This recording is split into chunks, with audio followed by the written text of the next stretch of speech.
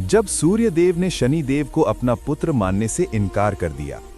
बहुत प्राचीन समय की बात है। देवताओं के राजा सूर्यदेव तेज, प्रकाश और ऊर्जा के अधिपति अपने तेज के लिए पूरे ब्रह्मांड में प्रसिद्ध थे। उनका तेज इतना प्रखर था कि उसके सामने कोई भी अधिक देर टिक नहीं सकता था। सूर्यदेव की पत्नी थी संज्ञा, पर सूर्य के प्रचंड तेज को सहन न कर पाने के कारण संज्ञा ने अपनी छाया को अपने स्थान पर छोड़ दिया और स्वयं तपस्या करने चली गईं। उस छाया का नाम था छाया देवी। छाया देवी से सूर्यदेव के यहाँ एक पुत्र का जन्म हुआ।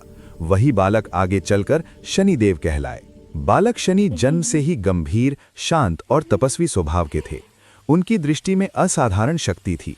जिस पर भी वे ध्यानपूर्वक देखते, उसे उसके कर्मों का फल तुरंत मिलने लगता।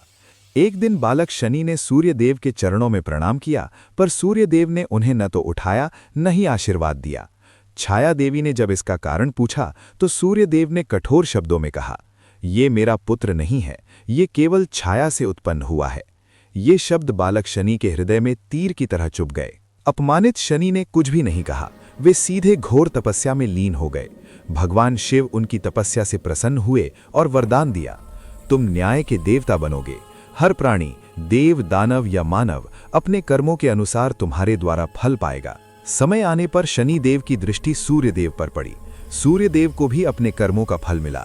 उन्हें अस्थायी रूप से तेजहीनता और कष्ट का सामना करना पड़ा। तभी सूर्यदेव को समझ आया, मैंने अपने ही पुत्र के साथ अन्याय किया है। सूर्यदेव ने शनि से क्षमा मांगी और कहा, आज से तुम मेरे पुत्र ही नहीं, धर्म और न्याय के स्तंभ हो। शनिदेव ने उत्तर दिया, मैं किसी से द्वेष नहीं रखता पिता, मैं केवल कर्मों का फल देता हूं। इस कथा से सीख, जन्म नहीं कर्म और चरित्र महान बनाते हैं। अहंकार चाहे देवता का ही क्यों न हो, उसका फल मिलता है। शनिदेव दंड नहीं, न्याय देते हैं। तो यहां थी शनिदेव के जन्म से जुड़ी एक रोचक कहानी। ऐसे ही और रोचक कहानी के लिए आप मेरे चैनल को लाइक, शेयर और सब्सक्राइब करें। धन्यवाद।